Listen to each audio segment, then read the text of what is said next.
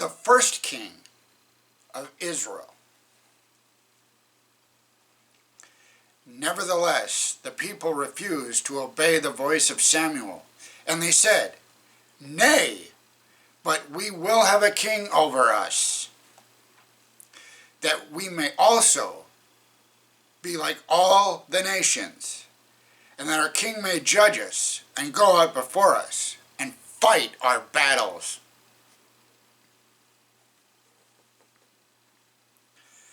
God saw that Israel would eventually want a king, but he would not consent to a change in the principles that had been governing Israel since leaving Egypt.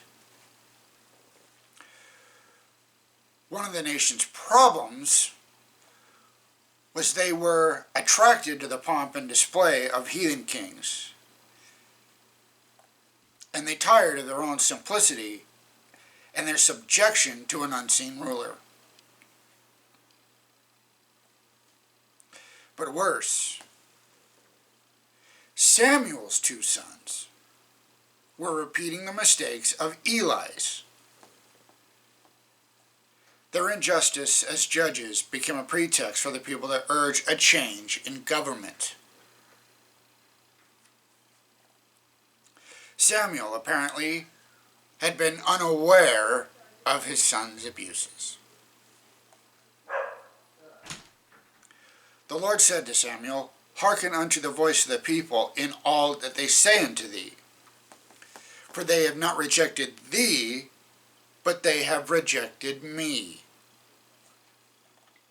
that I should not reign over them." The days of Israel's greatest prosperity had been when they acknowledged God as their king. Hint, hint. When the laws he had given them were recognized as superior to those of other nations.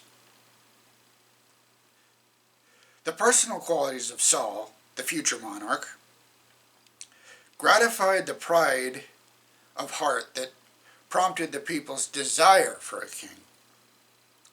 He started well. Of course, it ended badly.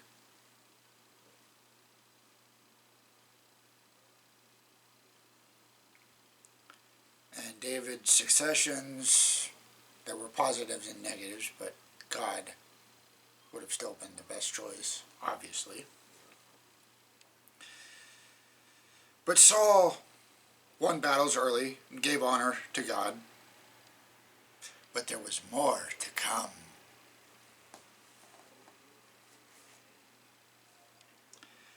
Samuel's life of purity and unselfish devotion was a perpetual rebuke both to self-serving priests and elders and to the proud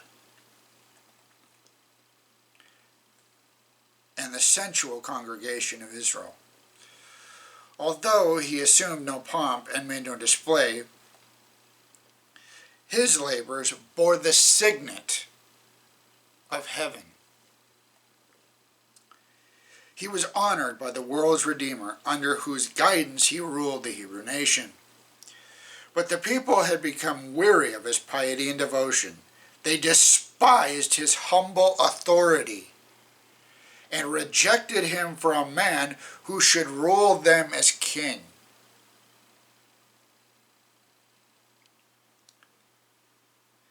Despised his humble authority and rejected him for a man who should rule them as king. It's an interesting phrase that kind of puts him in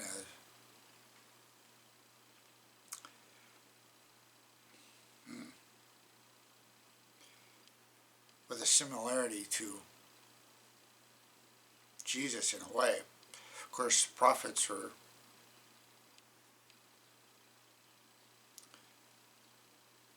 forebears in terms of knowledge.